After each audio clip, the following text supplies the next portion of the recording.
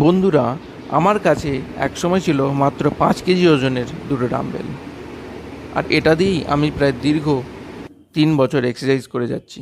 কিন্তু muscle build up করতে গেলে সময়ের সাথে সাথে ওজন বাড়াতেই হবে। আর তখনই আসল সমস্যা শুরু।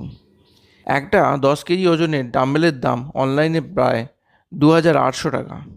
তখনই আমার মাথায় একটা আইডিয়া এলো, কেননা আমি নিজেই বাড়িতে দুটো ডাম্বেল বানিয়ে ফেলি। এর জন্য আমার লাগবে পাথর, বালি আর সিমেন্ট, তার সাথে দুটো পিভিসি রড আর বাড়িতে পড়ে থাকা কিছু পুরনো কার্ডবোর্ড। প্রথমে কার্ডবোর্ডটা ভালো করে কেটে একটা ছাঁচ তৈরি করে নিলাম। তারপরে দুটো পিভিসি রড মাপ নিয়ে কেটে এবং তাতে লোহার পেরেক অ্যাড করলাম এবং পাথর, বালি আর সিমেন্ট মিশিয়ে এটাকে ফিল আপ করে দিলাম। তারপরে দুদিন এটা রেখে দিতেই তৈরি হয়ে গেল সুন্দর সুন্দর ডাম্বেল। আর এটা করতে আমার খরচা হলো মাত্র 200 টাকা। এখন প্রতিদিন আমি এই ডাম্বেল দিয়েই ট্রেনিং করছি।